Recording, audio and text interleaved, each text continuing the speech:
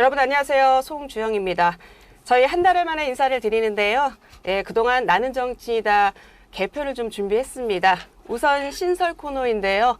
1부는 이철희 청와대 전 정무수석과 정치권 다양한 이슈에 대해서 이야기하는 주간 이철희 코너를 준비했습니다. 2부는 여러분 기존에 함께 하셨던 주요 정치권 인물 모시고 이야기 나누는 시간을 가질 건데요. 알차게 준비한 만큼 많은 관심 부탁드립니다. 자, 제 옆에 나는 정치이다 가족으로 합류하신 이철희 청와대 전 정무수석 나와 계십니다. 어서 오세요. 안녕하세요. 왜 웃으세요? 가족이군요. 그럼요. 저희 나는 정치이다의 첫 가족이세요. 제가 방송의 친정이 사실은 MBN이라고 봐야죠. 그쵸. 처음 시작한 데가 하시기 여기니까. 네, 국회에 입성하시기 전에. 그리고도 이제 뭐 방송이라는 것 자체를 처음 시작한 데가 여기라고 보면 되죠. 그게 몇 년도인가요? 아주 오래됐죠. 저희가 좀 남달라요. 그렇죠. 네, 또 이제 다시 정치권과 약간 이제 떨어져서 보실 때 다시 또 우리 MBN에서 함께 시작을. 알겠습니다. 이제 앞으로 매주 월요일 이 시간에 이제 주간 이철이라는 코너로 함께 하시게 됐는데, 네. 예, 소감 그리고 각오 한 말씀 부탁드릴게요. 각오를 할 건 없고요. 네. 조금 옛날에 방송할 때에 비하면 조금 생각이 좀 복잡해요. 어떡해요? 정치 환경이 너무 거칠어져 있으니까 옛날에 비하면 옛날에는 유튜브라 이런 장르 자체가 매체 자체가 없었고 그쵸. 이런 먼저 종편에서 많이 활동을 할 때 했기 때문에 그때에 비하면 지금은 매체가 워낙 많이 늘어나 있고 그쵸. 또 정치도 상당히 좀 거칠어져 있기 때문에 제가 방송하는 모토가 누구 편들려고 방송하지는 않겠다. 평론을 하지 편론은 하지 않겠다는 게 평론은 하지 편론은 안 하시겠다. 그런 생각이었는데 지금 다양한 그런 소신은 분명하고요. 어쨌든 적당한 거리를 유지하면서 시민의 입장에서 어떤 관점을 가져야 되는지에 대한 걸로 얘기를 해볼까 합니다. 촌철살인으로 되게 유명하시잖아요. 그래서 저희가 이제 적격이다. 우리 1호 가족으로 적격이다. 이렇게 이제 하면서 모신 건데 그만큼 이제 현안을 굉장히 잘 꿰뚫고 계시다고 이제 저희 판단을 하고 있는데 이번 주 정치권에서 가장 눈여겨봐야 할 최1순위 이슈는 뭐라고 보세요? 그래서 워낙 지금 여야 대치가 좀 심해져 있잖아요. 네. 이른바 특검 정국이고 대통령은 선거에 패한 이후에도 많은 사람들이 지적을 합니다만 전혀 변화하지 않고 어쩌면 더 강고해졌다 그럴까요? 그러니까 체제를 딱 정비해서 전열을 정비해서 이번에는 진짜 제대로 한번 붙어보겠다 이런 자세 그런 결기가 느껴지는 국면이고 야당은 야당대로 새로 시작했고 지난 총선 때 분명한 메시지를 주고 이대로는 못 간다. 심지어 뭐 3년은 길다 이런 얘기까지 나오면서 윤석열 대통령, 윤석열 정부에 대한 심판 기조를 분명히 하고 이긴 거기 때문에 일종의 국민적 요구일 수 있잖아요. 그 요구를 또 반영을 해야 되는 책임이 있고 지금 그래서 우리 흔히 언론 용어로 하면 강대강 격돌이 이어지는 거라 상당히 중요한 고비의 한 주가 될 것 같아요. 고비의 한 주가 될 것 같다. 아까 좀 전에 말씀하셨는데 이제 대통령이 어쨌든 총선 결과와 상관없이 조금 이제 본인의 소신대로 좀 밀고 가는 것 같다라고 얘기를 하셨는데 그래서인지 뭐 이유는 여러 가지가 있을 수 있는데 윤 대통령 5월 마지막 주 지지율을 놓고 보면 그 지지율이 21%가 나왔어요. 이게 사실상 취임 후 최저치이기도 하지만 3년 정도 남은 이 시점으로 놓고 보면 역대 대통령으로 놓고 봐도 최저치예요. 이거 이걸 어떻게 봐야 할까요? 심각하게 봐야죠. 굉장히 유승민 전 의원은 정치 생명에 가장 빨간불이 붙었다라고 되게 이제 그렇게 강하게 얘기를 하더라고요. 대통령 지지율이 굉장히 중요해요. 높든지 말든지 신경 안 써야 될 지표가 아니라 민주주의 국가에서 국민이 얼마나 지지를 해주느냐는 정치인에게 어떤 생명줄과 같은 거잖아요. 일단 산소호흡기거든요. 이걸 떼면 그냥 끝나는 거예요. 그래서 지지율이라는 거는 뭐 의도적으로 관리하는 게 어느 대통령실이든 다 하게 돼 있습니다만 그럼에도 불구하고 21%라고 하면 낮아도 너무 낮은 수치잖아요. 그러면 뭐라 그래야 될까? 심판이 한번 옐로우 카드를 꺼냈어요. 근데 두 번째 또 파울을 한 걸 보고 이걸 레드 카드를 들어야 되나 빼야 되나 뽑아야 되나 말아야 되나 네. 하는 건 전적으로 심판의 마음인데 언제 뽑아야 되나라는 걸 가늠할 수밖에 없는 상황까지 가고 있지 않나 싶어요. 그 심판이 국민이잖아요. 국민 여론이 이렇게 되면 점점 악화될 수밖에 없는데 제가 드는 의문은 네. 도대체 뭘 믿고 저렇게 할까? 어, 뒤가 보이잖아요. 어차피 임기는 3년인 것이고 네. 마냥 할 수 있는 게 아니잖아요. 그리고 국회에서 탄핵 소추를 할 수 있는 국회 의석을 보면 좀 절대적으로 부족하고 물론 108석이라고 그래서 8석이랑 8석이라는 마진이 있긴 합니다만 과거에 박근혜 대통령은 그보다 마진이 훨씬 컸음에도 불구하고 그쵸. 탄핵됐거든요. 네. 그러면 뻔히 보이는데 국민 여론이 어디로 움직일지도 보이기 시작하는데 뭘 믿고 저러는지 제 정치 상식으로나 경험으로 봐서는 도저히 가늠이 안 돼요. 너무 고수들이라서 그런지 잘 모르겠어요, 정말.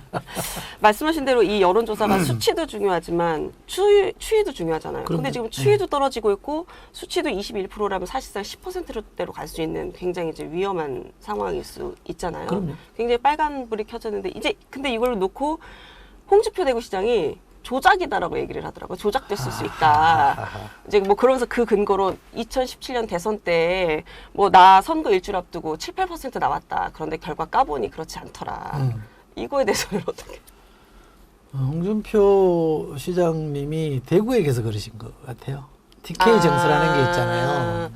그래도 텃밭이잖아요. 네, 우리 흔히 텃밭에 하는. 갇혀 있는. 그러니까 대구라는 텃밭에 있기 때문에 네. 지방에 말하면 세상 물정을 모르시는 거죠. 그러니까 국힘이라는 정당이 왜 민심에 대한 감수성이 저렇게 떨어질까를 보면 네. 60% 넘는 국회의원들이 TK 출신, 영남 출신 국회의원들이에요. 그리고 우리 영남, 지난번에 제가 말씀드린지 모르겠는데 영남 플러스 강남, 네. 그래서 양남이라고 그러잖아요. 네, 그쵸. 양남 정당이라고 그렇게 하는데 그쪽은 여론이 좀 다를 수 있잖아요. 일반 묻지만 네. 지지라는 게 있기 때문에 과거에 민주당도 호남 정당일 때 네. 호남에서 여론만 보고 있으면 전국 여론이 잘 안 보여요. 서로 배치되기 네네. 때문에. 지금도 저는 그럴 수 있다고 보거든요. 그래서 홍준표 시장이 대구시장이기 때문에 그게 갇혀 있는 것 같다. 전국 여론, 특히 수도권 여론을 못 보고 있는 거 아닌가 싶고요. 대통령 지지율이 21%라는 얘기는 순전히 까놓고 말해서 대통령을 지지한다는 거는 여기는 10%대라고 봐야 돼요. 대통령이기 때문에 그냥 네. 습관적으로나 지지하는 여론이 들어가 있거든요. 그런 걸 감하고 보면 네. 이거보다는 더 낫다고 봐야 되잖아요. 그리고 홍준표 시장 정도 되시는 분은 대통령에게 정치 선배이기도 하고 네. 또 주민 여론, 일반 국민의 여론을 체감할 수 있는 단체장의 자리에 있기 때문에 네. 구정궁궐에 있는 게 아니잖아요. 그러면 지금은 쓴소리를 할 때죠. 이렇게 하면 안 된다. 그리고 국민이 원하는 게 이거기 때문에 당신이 바꿔야 된다. 이렇게 얘기를 해야지. 네. 자꾸 실드 치고 마치 네. 호위무사인 것처럼 네. 그 당참 선배가 네. 그렇게 하는 건 좀 저는 더 잘못되게 만드는 길인 것 같은데요.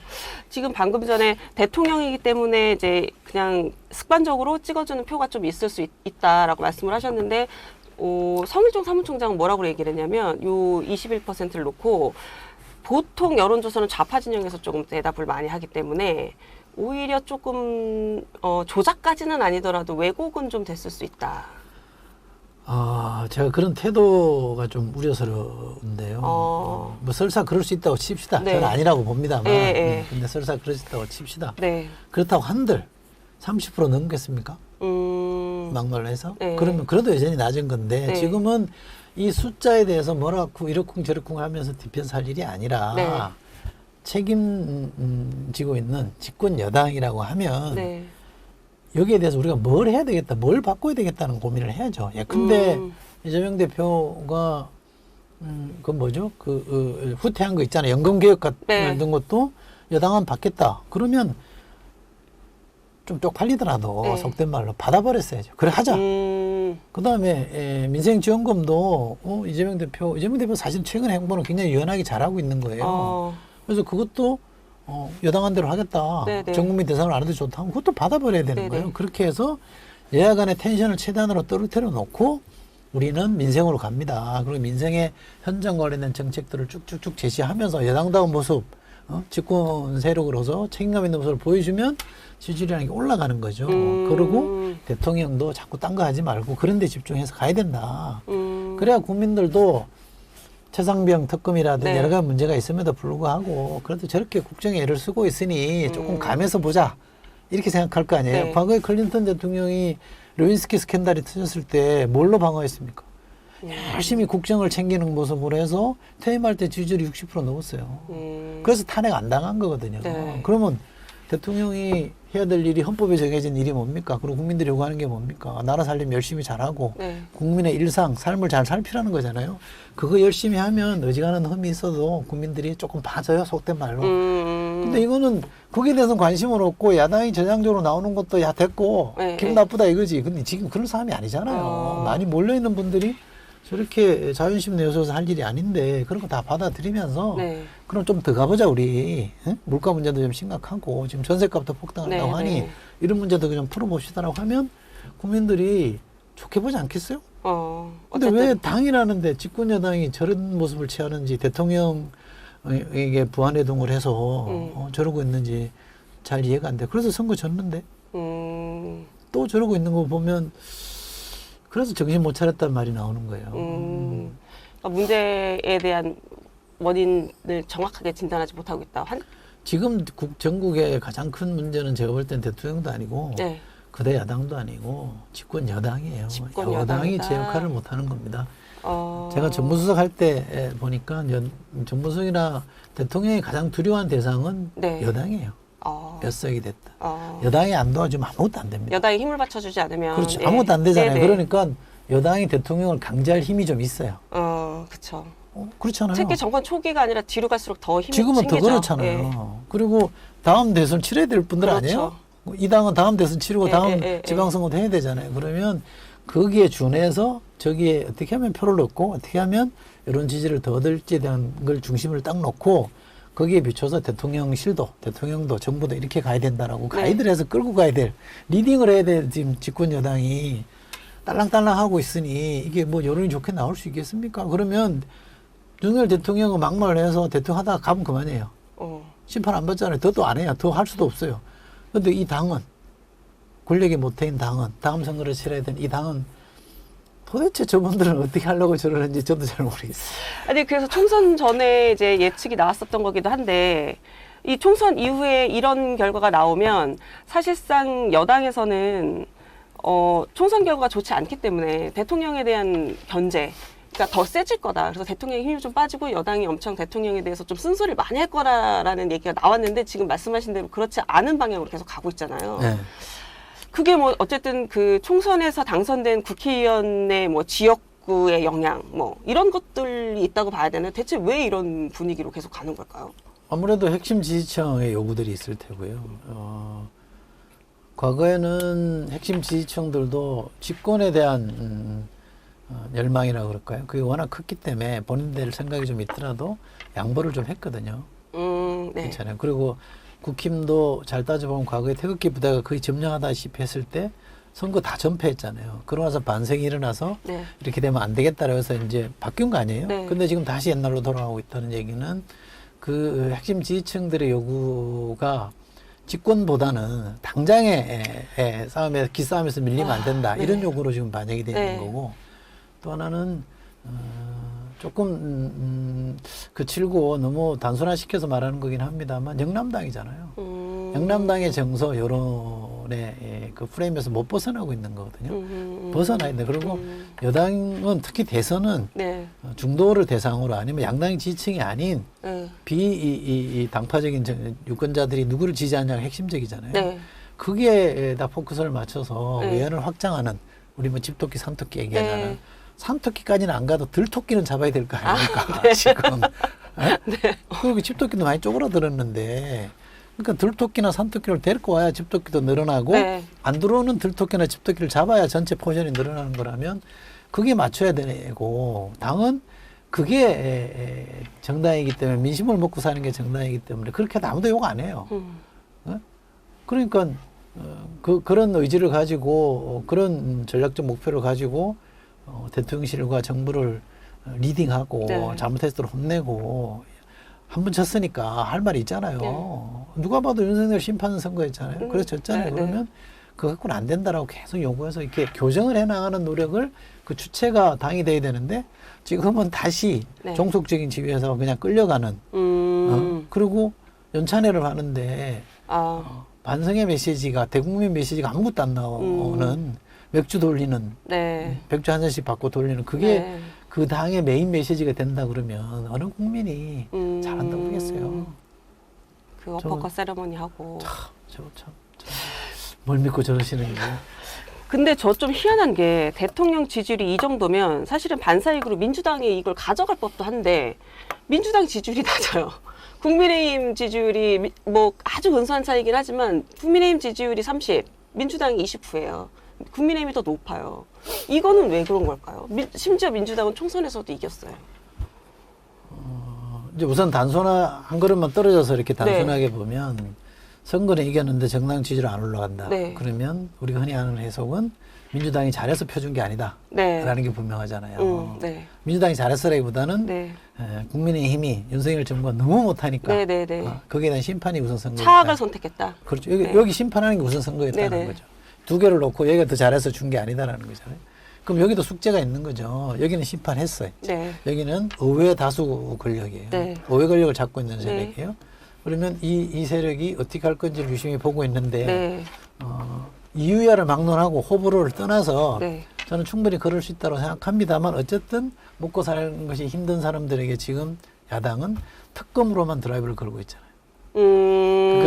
그러니까 이재명 대표가 민생지원금이라든지 국민연금에 대해서 큰 폭의 양보를 하긴 했지만 그러나 그것도 결국 성과로 나타나야 되는 거고 결과가 만들어져야 되는 체감이 것인데 돼야 되니까. 그게 안 되고 그냥 또 너무 늦게 임박해서 하다 보니까 좀 너무 정치적인 계산하에서 하는 거 아니야? 이런 오해를 받을 수도 있잖아요. 그런 점에서 야당이 야당이 뭔가 책임 있는 민생의 주체로 서는 모습을 과연 보여주고 있느냐?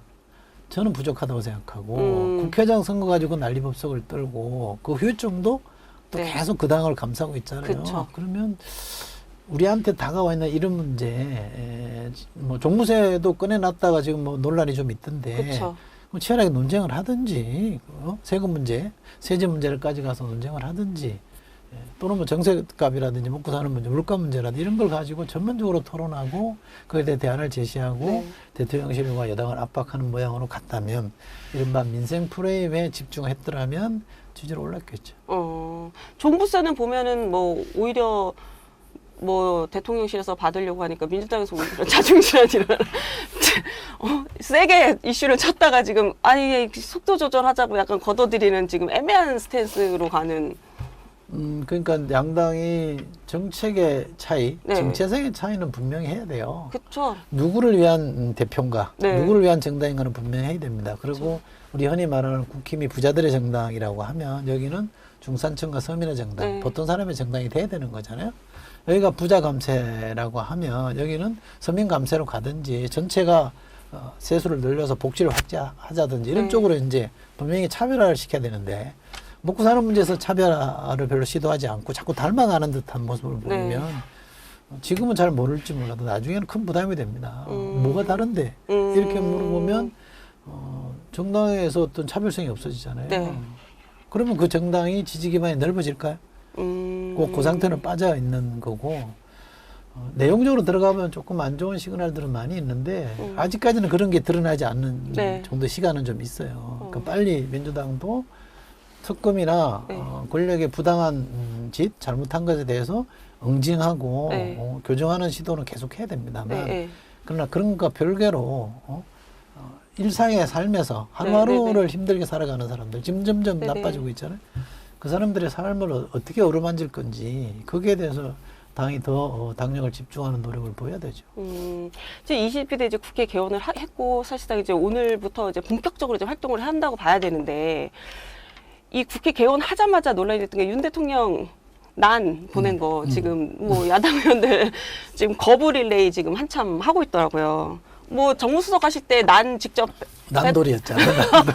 배달 계속 하시고 막 축하 인사 다니시고 하셨잖아요.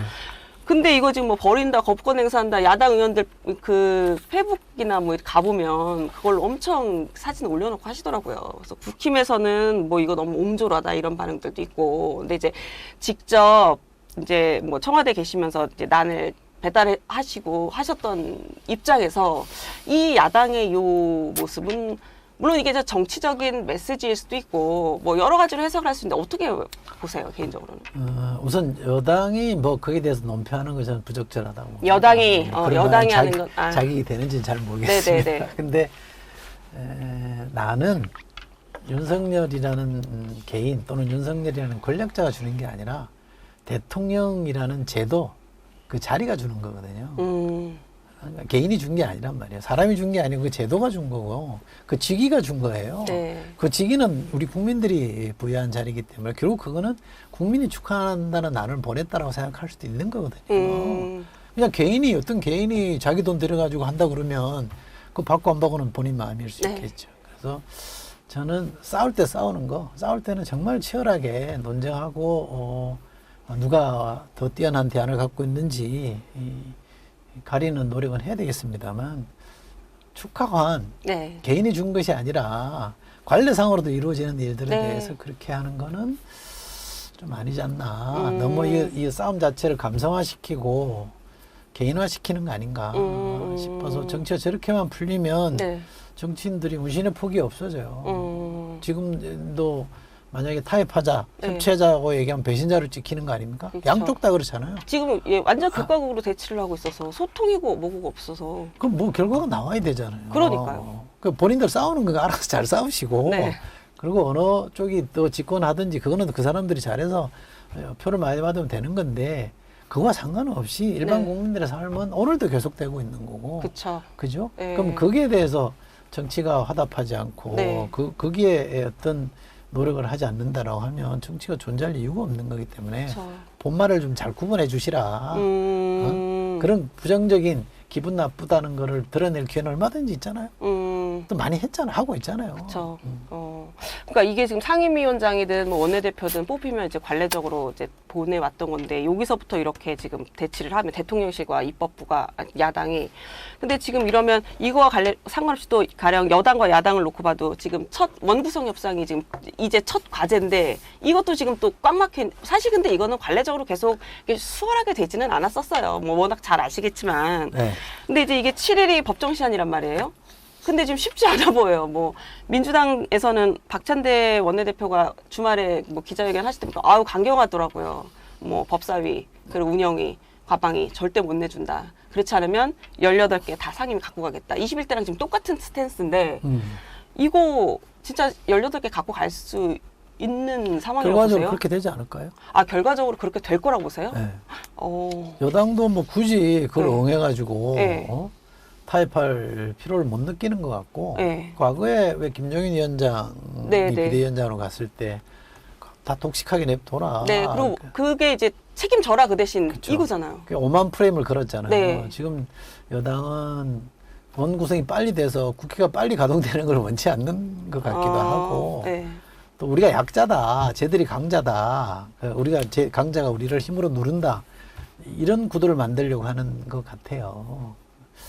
그래야 또 이쪽이 결속을 하잖아요. 네. 저쪽이 뭔가 지금 너무 세게 독식하니까 우리라도 뭉치자 네. 이런 명분이 만들어질 수 있기 때문에 여당이 타협해서 뭐 잘 풀어보려는 노력을 안 하려고 하는 것 같고 그러면 야당도 뭐 굳이 그렇다면 뭐 이렇게 강공으로 좀 밀어붙일 수 있는 것 같아서 지금 당분간은 어떤 계기가 주어지지 않는 이상은 의회에서 협치? 여야 간에 뭔가 머리 맞대놓고 국정을 논의하는 그런 모습을 기대하는 거는 어렵다고 봐야죠. 그럼 원구성 협상이 안 돼서 쭉 그게 오래 간다기보다는 진짜 민주당이 18석을 그냥 갖고 갈 수 있다. 그렇죠. 그렇게 근데 이렇게 밀어붙이겠죠. 되면 21대도 18석을 갖고 갔는데 사실 이게 득보다는 실이 더 많았다는 평가가 오히려 조금 무게가 실린다라고 저는 개인적으로 보는데 네. 왜냐면 그래서 대선을 뭐 그 때문은 아니지만 그래서 대선도 졌다라는 평가 중에 하나가 지금 섞여 있잖아요. 근데 그런 거를 반복을 또 하는 거는 전략적으로도 조금 미스 아닐까요? 근데 반론도 있을 수 있겠죠. 내부의 어떤 당원들의 네. 입장을 보면 과거에 170석, 108석을 줬는데 뭐 했냐 그거 갖고 네. 못하지 않았냐. 네. 그리고 괜히 협치니 뭐니 명분에 취해가지고 어영부영 하다가 아무것도 못한 거 아니냐. 그럴 바에는 야무지게 밀어붙여야 된다 이런 얘기를 하는 거거든요. 네네. 그 얘기가 뭐 전적으로 틀렸다고 말할 수는 없어요. 우리보다 더 민주주의를 오래한 미국의 역사를 보면 네. 미국도 다수당이 힘으로 밀어붙인 경우들이 들어 있거든요. 중요한 역사적 고비 들어 있긴 해요. 근데 그게 지속 가능하지 않고 꼭 백래시 부작용이 생겨 반발이 생겨나더라고. 네. 그러면 그걸 당한 쪽은 또 자기들이 잡았을 때 또 밀어붙이게 되고 네. 정치가 더 거칠어져서 안정적인 뭔가 이 진보라 그럴까 개선이 안 이루어져요. 왔다 갔다 하다 보면 보통 사람의 삶만 멍들게 되는 거잖아요. 그래서 전략적으로 힘으로 밀어붙일 때라고 할 수 있는 거긴 합니다만 실제로 그게 얼마나 국민의 성과를 만들어낼 거냐. 대통령도 거부권을 가지고 있는 네. 거잖아요. 네. 그러면 우리가 흔히 말하는 이거는 교착 상태에 빠지게 되는 거고 그거를 우리가 흔히 말할 때 비토크라시라는 네. 말 하잖아요. 서로가 서로를 비토해 버림으로써 아무것도 안 되는 그냥 응거주춤한 상태로 있는 거잖아요. 이 비토크라시라는 게 뭐 그래도 되고 말아야 되는 정도가 아니라 국정이라는 게 정상적으로 안 굴러가면 사람들이 뭐 쟤들 봐라 일 안 하네 이런 정도로 끝나는 게 아니라 일반 국민의 삶이라는 게 계속 쉬지 않고 네. 돌아가잖아요. 네. 분초를 다투면서 계속 돌아가는 게 보통 사람의 삶이고 그것을 살펴야 되는 게 국정이고 의회고 정부라고 한다 그러면 여기는 돌아가고 여기 놀고 있으면 어떻게 되겠어요? 여기만 황폐해지고 피폐해지는 거 아닙니까? 네. 당장의 어떤 도전과 대응에 대해서 정부나 의회가 대안을 제시하고 솔루션을 줘야 되는데 안 주고 있으면 여기만 황당한 상황으로 계속 내몰리게 되는 거죠. 네. 약자는 점점 약해지고 강자는 점점 강해지는 그런 꼴이 되는 거라 이 상황을 이대로 방치하면 안 되잖아요. 그러니까 지금 정도의 힘 192석 다 따져도 네. 192석의 힘만 가지고 할 수 있는 게 없다 어떻게 보면.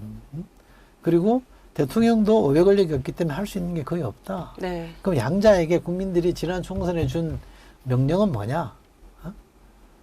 니들끼리 좀 이렇게 타협해서 해라. 네. 탄핵은 지금 하지 말고 마진을 줬잖아요. 네네. 왜 그 정도 마진밖에 안 줬을까라는 것도 대통령은 새겨드려야 되겠습니다만 야당은 야당대로 왜 안 줬을까? 위액성 넣는다는 얘기도 있었는데 그러면 이거는 현 상태에서 니들 일이 옳고 그런 거는 뭐 알겠는데 그것보다 한쪽이 한쪽을 일방적으로 압도하는 것보다는 뭔가 좀 의논하고 양보하고 해서 답을 좀 내놔오. 그게 우리가 지금 원하는 게 이거다라는 메시지를 매우 분명하게 줬는데 양쪽 다 심하게 말하면 물론 여당이나 정부가 더 세게 네. 민심을 외면하고 있는 건 분명해 보입니다만 야당도 그렇다고 전적으로 민심에 부응하느냐 저는 조금 부족해 보입니다. 그러면 결국은 어쨌든 과거에는 21대 때는 18석을 독점을 다 가지고 왔지만 그럼에도 불구하고 이 협치에 대한 그 뭔가가 있어서 좀 어정쩡하게 있었던 게 있었는데 이제는 그런 것보다는 가지고 와서 세게 가서 결과물을 내는 거에 대한 거를 그렇죠. 좀 더 부담을 많이 느끼시는 것 같아요. 그렇잖아요. 예. 그러면 그게 오히려 반면교사를 삼아서 갖고 오되 결과물을 세게 내보는 거에 조금 더 방점을 두겠다. 그렇죠. 근데 이게 결과가 만들기 쉬운 구조가 아니라는 거고. 그렇죠. 그렇기는 하죠. 우리가 상권 분립이기 때문에. 그렇죠. 대통령이 일방적으로 또 잘 안 돼요. 맞아요. 쉽지 네. 않은 상황이기는 하죠.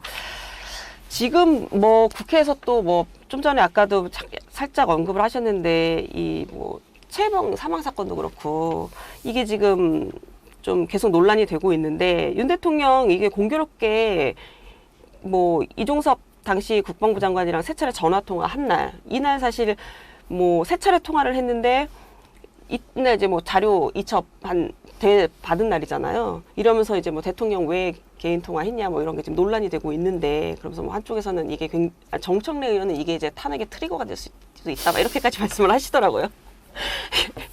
이 사건 어떻게 보세요? 우선 기승전 탄핵은 좋지 않습니다.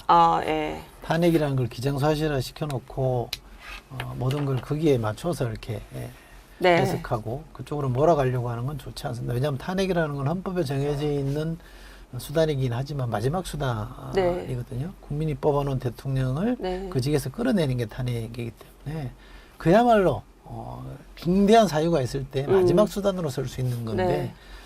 물론 그까지 갈 수는 있습니다. 네. 그러나 아직까지는 갈 때 가더라도 아직까지는 탄핵이라는 단어를 막 남용하면서 분위기를 그쪽으로 몰아가는 거는 좋지 않고요. 네, 네. 그러니까 기성전 탄핵의 얘기를 너무 자주 하는 건 좋지 않다라고 생각하는데 여권은 제가 볼 때 약간 무너지고 있지 않는가 싶어요. 약간 자중질환 비슷하게 뭔가 조율이 안 되고 여기서 이 사람은 이 얘기하고 저기서 저 사람은 저 얘기하고 메시지가 좀 혼란스럽게 나오고 대통령이 있죠. 경로했다는 것에 대해서도 어떤 사람은 경로하면 안 되냐 그러고 그렇죠. 그건 했단 얘기잖아요. 그렇죠. 근데 어떤 사람은 경로는 아니고 질책을 했더라 이러이러한 문제도 질책했는데 그 법적으로 뭐가 문제냐라는 거고 네. 아예 안 했다는 사람도 있고 이게 막 뒤섞여 있잖아요. 조율된 뭔가 메시지가 안 나온다는 얘기는 통일이 안 돼 있다는 얘기고요. 이거는 대개 집권 세력이나 어떤 집단이 무너질 때 보면 이렇게 자중질환 네. 서로 다른 얘기가 나오면서 무너지기 시작하는 거거든요. 네네.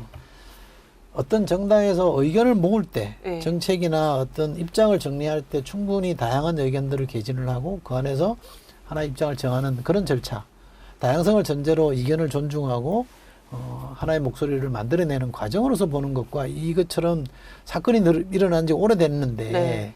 그동안 입장을 바꿔서 딴소리 하기 시작하는 목소리가 네, 나온다는 네. 얘기는 제 느낌으로는 여권이 지금 무너지고 있다라는 느낌이 좀 들어요. 여권이 무너지고 있라고 그러면 저 어느 순간 확 터져나갈 수도 있거든요. 저는 약간 좀 걱정스러운 걸로 보고 있는데 그러기 위해서는 이게 풍선이라고 보면 돼요. 집단의 에너지라는 것도 아무리 대통령 권력이 세다고 할지라도 풍선에 기가 공기가 꽉 차면 터지잖아요. 네. 그러니까 이거는 어디론가로 빼줘야 돼요. 공기를. 그래야 압력을 줄이는 거잖아요. 그럼 빼는 역할을 누가 할 거냐. 그건 대통령실이 못합니다. 여당이 해야 되는 거고 여당 중에도 다음을 보고 있는 지도자급들의 사람들이 나서서 이거 이렇게 하면 안 된다라고 해야 되는데 네. 지금은 그런 사람들 목소리는 다 변방으로 밀려나 있고 네. 유승민 대표도 그렇고 그리고 안에 있는 사람도 당대표 죄송합니다. 당대표 할 생각이 있다 보니까 당원들의 목소리에 또 주목할 그렇죠. 수밖에 없고 네. 그 당원들은 야 왜 자꾸 허니 안에 내부 총질하냐 너 네네. 이렇게 또 공격을 하니까 발언했다가 또 주워 담게 되고 그 뜻은 아닙니다라고 하게 되고 이러다 보니까 뭔가 내부에서 이거를 새로운 방향으로 물꼬를 터서 끌고 갈 리더십이 형성이 안 되고 있어요.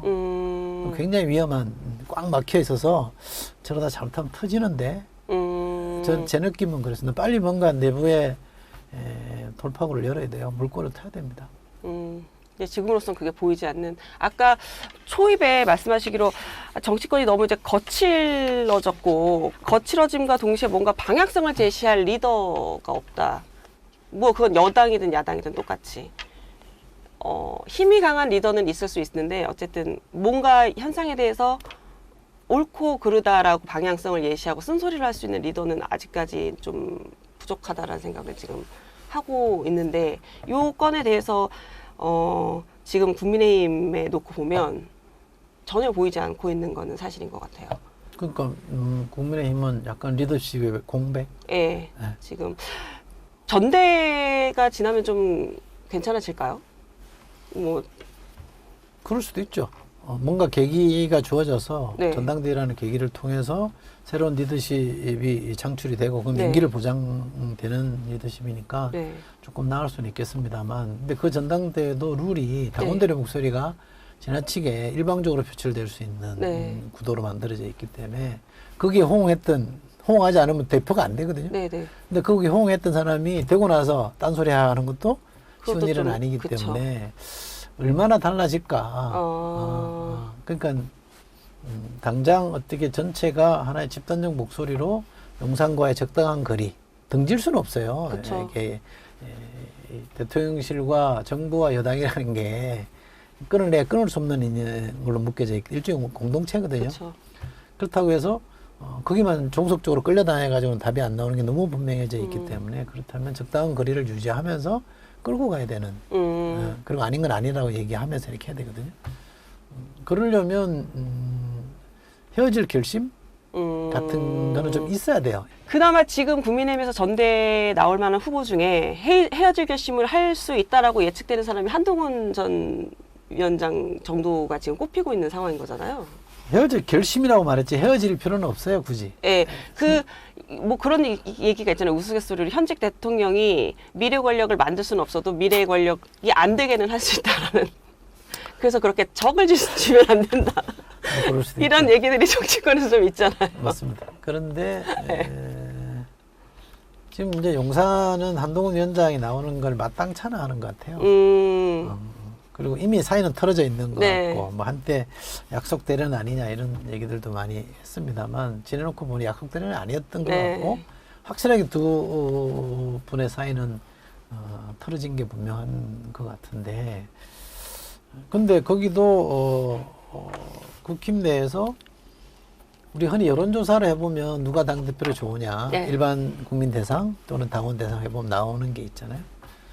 팬덤을 가지고 있는 사람이 누구냐 그 당에서 지금 야당은 어떻게 보면 이재명 팬덤이 워낙 강력하고 세기 그렇죠. 때문에 뭐 나머지는 다 족탈불급으로 어떻게 해볼 수가 없는 네. 상황이잖아요. 그러니까 그게 다 평정이 됐어요 사실은. 그나마 그 옆에 작은 집으로 조국 혁신당이 네. 만들어져서 조국도 이제 팬덤을 가지고 있는 정치인이니까 그런 정도밖에 없는데 그 당 아래서는 없잖아요. 근데 국힘 내에서 그러면 팬덤을 가지고 있는 정치인은 누구냐? 응? 그리고 이른바 사법 리스크를 갖고 있는 야당 대표랑 대척점에 서 있는 쪽은 뭐냐? 그럼 검사 출신이라는 게 강점이에요. 네. 그렇게만 놓고 보면. 게다가 팬덤 있는 정치이다고 하면 답은 뻔한 거 아닙니까? 뭐 그 대통령과의 구리를 떠나서 네. 그분으로 갈 수밖에 없고 지금 유권자들은 또는 국힘의 당원들은 다음에 대한 걱정을 안 할 수는 없어요. 당장에 기사하면서 지는 것도 싫지만 네. 만약 이렇게 가서 다음 대통령 선거 진다 그러면 그건 또 큰일이잖아요. 그러니까 그 걱정도 해야 돼요. 한편으로는. 그러니까 만약에 한동훈 위원장이 작심하고 나온다 하면 망하실까요? 과거에 이재명 대표가 대선 끝나고 나온다고 했을 때 당시에 민주당의 여러 국회의원들이나 중간급 지도자들이 안 된다 나오지 마라 이렇게 네, 막았잖아요. 못 막았잖아요. 그렇죠. 왜? 팬덤 때문에 못 막습니다. 그쵸. 그 에너지를 제어할 힘이 없어요. 그렇죠. 여기서 제가 볼 땐 그 길이지 않을까. 본인이 안 하겠다고 하지 않는 이상은 그럼 그 에너지가 어디로 갈까요? 그럼 밖에서 또 막 준동할 수 있어요. 딴 세력들이 막. 그렇죠. 그래서 지금이 약간 고비의 결절점에 와 있는 것 같고 지금 윤 대통령은 일점불사 이런 강으로 덤비고 있긴 하지만 제가 아까 드렸던 말씀처럼 최상병 관련해서 여권 내부의 목소리가 자꾸 딴소리가 나오기 시작하는 거 이게 뭔가 흔들리고 있다. 내부의 네. 자존질이 나서 좀 무너지고 있는 거 아니라는 우려 느낌이 있거든요. 그러면 자연스럽게 한동훈 쪽으로 가는 힘이 더 세지지 않을까 싶고 다만 이제 보수 세력이 주저하는 거는 또 탄핵 이건 아닌 것 같은데 또 당하란 말이야. 그러니까 이거에 대한 두려움은 있는 것 같아요. 트라우마 같은 트라우마가 있죠. 그러니까 어떻게 해서 이건 맞고 싶고 그러니까 약간 네. 진퇴양난이에요. 길이 잘 안 보이니까. 그럼 이거는 그래서 나온 해법이 두 가지인데 제가 볼 때는 가장 맥시멈한 해법은 네. 조국 대표가 얘기했던 것처럼 임기단축 개헌하자. 네. 이렇게 하면 물 것 같아요. 네네. 그러면 대선이 정상적으로 치러질 가능성이 있죠. 네. 근데 그러지 않고 만약 탄핵이 돼버리면 네. 박근혜 대통령이 속해 있던 정당은 그냥 속성무책으로 무너져 버리잖아요.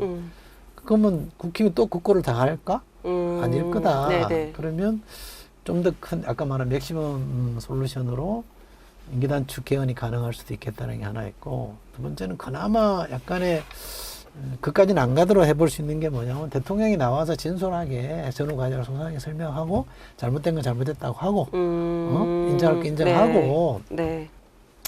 양해를 구하는 게 맞지 않느냐. 그건 이제 김건희 여사 특검까지 포함해서 네네. 그 정도까지 재앙적으로 대통령이 나와야 된다. 두 가지인데 둘 다 지금 생각이 없는 것 같아요. 지금으로선. 뭐 그렇게 보이지 않아요? 전혀 됐고. 저는 제가 할 길 갑니다. 이런 자세잖아요. 네. 국힘 분들 그러니까 지금 말씀하신 것처럼 임기 단축하고 이제 대통령이 뭐 사과하고 뭐 전향적인 이런 이걸 놓고 보면 일단 사과를 첫 번째 스텝으로 놓고 보는 것 같고 아니면 이제 임기 단축인데 이게 대통령이 국민의힘에 줄 수 있는 마지막 뭐 선물 정도로 이제 국힘 내부적인 그렇죠. 내부 관계자들은 이제 그렇게 생각을 하시더라고요. 근데 이제 이게 지금 말씀하신 대로 지금으로서는 뭐 전혀 근데 다만 이제 뭐 외부 환경이 뭐 여론 지지율이라든가 그 외 여러 것들이 상황적으로 몰리면 어쩔 수 없이 그래도 안 할 수 있다고 보세요? 박근혜 대통령 때도 제가 알기로는 네. 당시에 여당 국회의원들 네. 중진 국회의원들이 대통령을 만나서 물러나셔야 된다. 네. 안 그럼 탄핵 간다라고 단판을 지으러 갔다는 거 아니에요? 네. 근데 못 이기고 다 나왔다는 거 아닙니까? 근데 마지막에는 하야에 대해서는 본인이 거부했다는 거죠. 거부했다가 막판에 받을 수도 있다 이렇게 하신 거 아니에요? 근데 이제 모르겠는데 너무 늦었고. 예, 그쵸. 상황이 이미 늦어서 그건 안 된다. 결단할 시점이 있는 거죠. 그러니까 그거는 몇 사람이 압박한다고 해서 당연히 뭐 그렇게 이러진 않을 가능성이 있습니다. 지금 이제 대통령의 성정을 보면 지금 말씀하신 건 결단할 시점에 그렇게 할 가능성은 낮아 보인다. 못 먹어도 고 이런 스타일이기 때문에 쉽지 않아 보이면 그러면 이제 국힘이 결단할 수도 있겠죠. 국힘이 결단의 주체가 바뀔 수도 있겠죠. 국힘 입장에서 우리도 대선 치러야 되고 네. 이 당은 계속 가야 되는데 네. 당신만 보고 있을 수는 없어. 네. 당신이 책임을 지고 네. 결단하세요 했는데 안 한다. 그럼 이 당이 결단할 수도 있잖아요. 그건 이제 지도부가 이제 서지고 그 지도부가 누구냐 뭐 이런 두고 봐야 것들이 돼야 되죠. 아직 먼 얘기니까. 네. 근데 이제 아까 좀 전에 한동훈 전 위원장 얘기해서 그거 살짝만 더 얘기를 하자면 일단 한동훈 전 위원장 뭐 출마는 하실 걸로 보시죠. 어떠세요? 지금으로 보면 안 하기가 쉽지 않을 것 같은데요. 그러니까. 예, 워낙 요구들이 있기 때문에 안 하기가 쉽지 않고 또 당내의 갈등이 너무 분명해지잖아요. 지금 당이 취하고 있는 노선은 용산하고 같이 간다라는 건데 그게 답이 아니다라는 거는 많은 사람들이 이미 알고 있는 네. 거고 그렇게 하면 안 된다라는 다른 안티 솔루션, 안티테저로서의 상징성은 또 한동훈 위원장이 갖고 있는 거기 때문에 이게 안 된다 그러면 이걸 선택하자는 목소리가 나올 수밖에 없잖아요. 그래서 이쪽으로 몰려가고 있어요. 모아지고 있잖아요. 에너지가. 그러면 한동훈 위원장은 안 나오기가 쉽지 않은 자연스럽게 나오지 않을까 싶은데 그러지 않으려면 용산에서 야, 이번에는 참고 내가 이렇게 계기를 만들어 볼게 라고 하는 쪽으로 서로 대화가 돼야 되는데 그게 된다는 지금 추론은 좀 하기 어렵잖아요. 그쵸. 아닌 것 같죠? 그렇죠. 쉽지 아니 그리고 본인이 뭐 이건 그냥 아주 작은 그거긴 하지만 뭐 김은국 씨 만나고 막 이러는 것도 그냥 뭐 편하게 뭐 밥 먹으려고 만나진 않았을 거 아니에요. 다 뭔가 계산이 있는 뭔가의 행보가 아닐까라는 해석들을 좀 하기도 하고 그리고 사실 그런 얘기 있잖아요.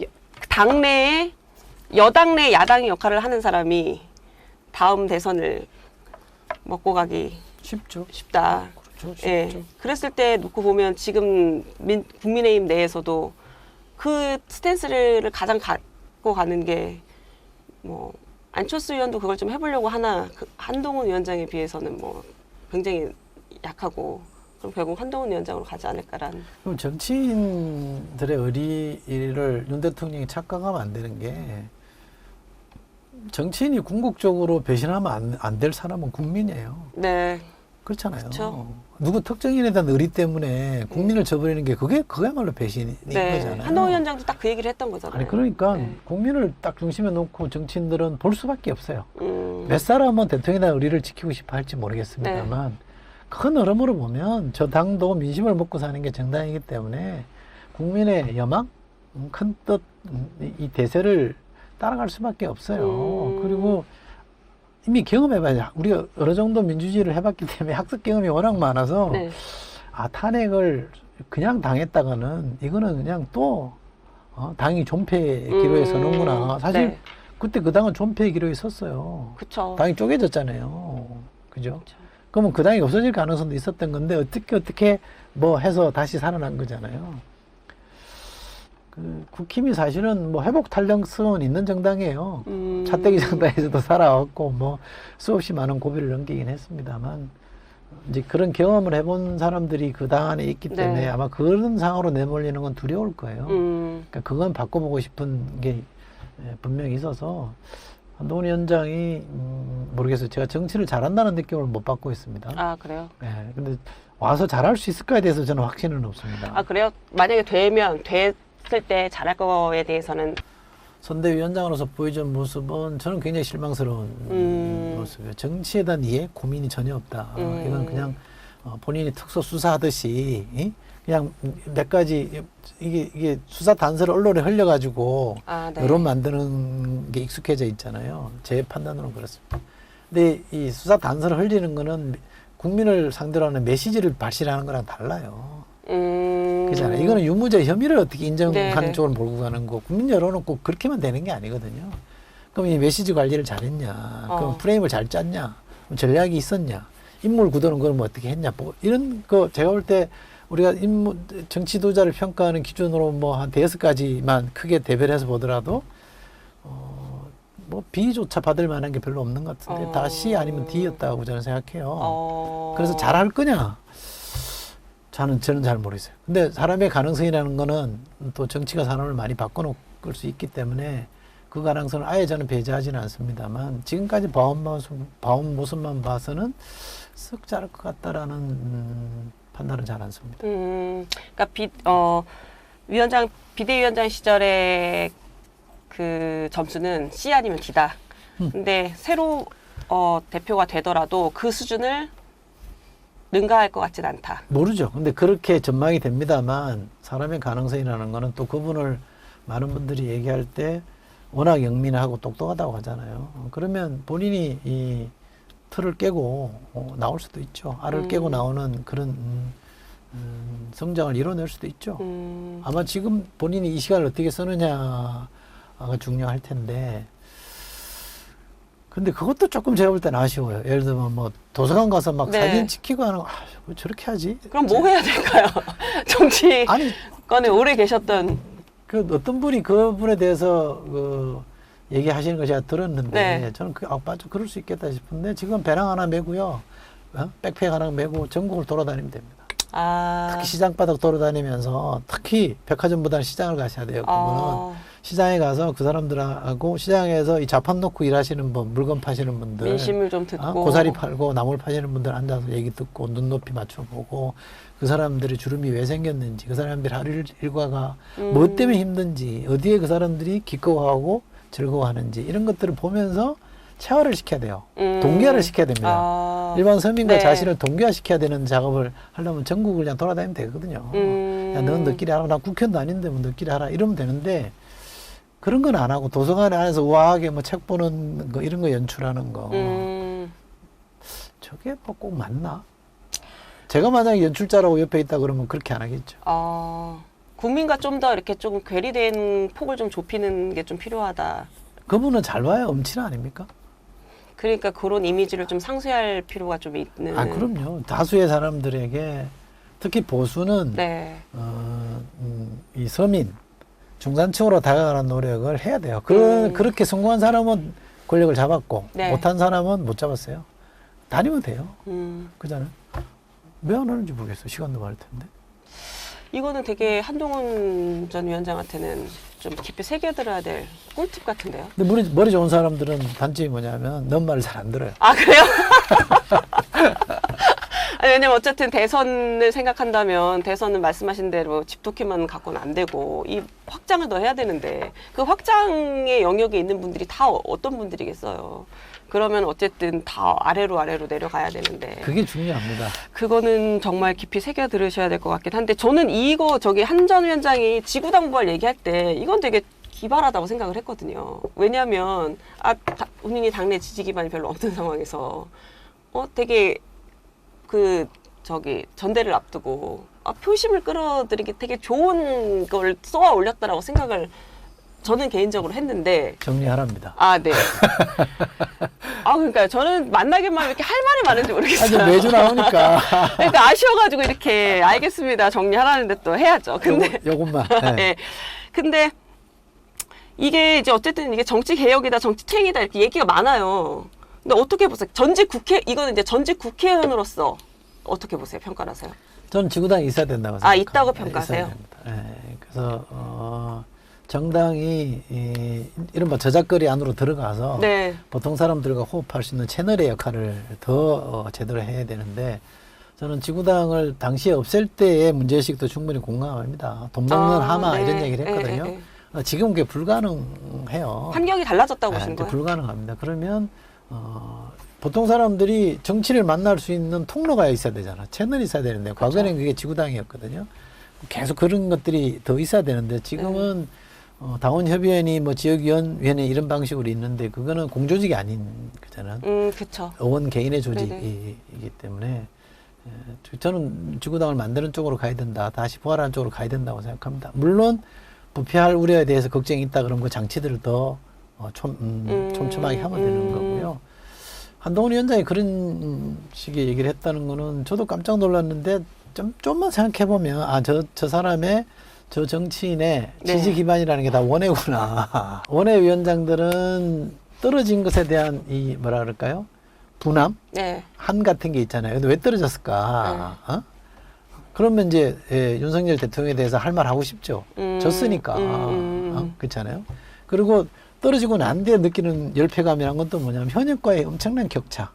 현역 프레임이 없는 것에 대한 격차. 이게 또 두 번 절망하거든요. 그쵸. 선거 떨어지고 절망하고 원외위원장을 해볼 때는 또 현역한테 차별당하는 절망감이 있기 때문에 그 에너지가 지구당을 만들면 지구당 후원회라는 것도 옛날에 다 둘 수 있었기 때문에 정치 환경이 좀 훨씬 나아져요. 그런 점에서 그 요구를 한동훈 위원장한테 했던 것 같고 지금 저 내피셜입니다. 네. 뭐 팩트를 모르겠습니다만 한 위원장이 그걸 받아서 얘기를 한 것이고 다만 저는 그게 뭐 정치개혁의 흐름을 거스르는 게 아니고 어떻게 보면 정당과 국민 사이 또 당신과 민심 사이를 좁히는 하나의 방법이 될 수 있다고 생각하고요. 네. 이재명 대표도 그런 점에서 지구당 부활을 얘기한 것도 저는 나쁘지 않다고 봅니다. 같은 맥락이라고 봅니다.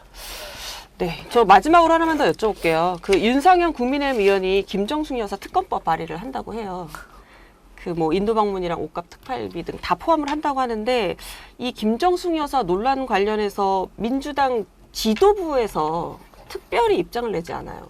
그러니까 뭐 문재인 정부 청와대 정무수석 하셨으니까 문재인 정부 계셨던 뭐 윤건영 의원이라든가 고민정 의원은 좀 입장을 내는데 제가 말씀드리는 건 지도부 내에서의 목소리가 나오지 않는데 이거는 왜 그런 걸까요?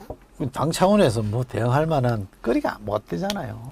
그 정도 거리가 안 지금 된다. 김정숙 여사 특검이라는 게 국민들이 야 그거 해야 되라고 하는 사람 몇 명이 있겠어요. 이미 야인으로 돌아가신 분이고 그잖아요. 저는 지금 납득이 잘 안 되는 그리고 윤상현 의원은 이제 당대표 나가실 생각이신가 봐요. 네. 그러니까 이제 당원들의 정서에 호응하는 뭔가 액션을 자꾸 하려고 하는 것 같은데 뭐 그건 그럴 수 있어요. 근데 이거를 우리 정치권 속설 중에 있잖아요. 만지면 커진다고. 자꾸 건드려서 야간에 공방이 되면 이게 커져요. 굳이 키울 필요 없다. 저는 그럴 필요도 없고 그럴 사안도 못 된다. 그리고 국민들도 얼마나 여기에 대해서 국민적 의혹이 있고 이게 뭐 권력형 비리도 아니고 네. 차라리 윤상현 의원이나 더 넓게는 국힘은 김건희 여사에 대한 특검이라든지 최상병 특검이라든지 이런 문제에 대해서 더 전향적인 입장을 내는 게 민심에 소구하는 거지. 이렇게 하는 게 무슨 도움이 될까요?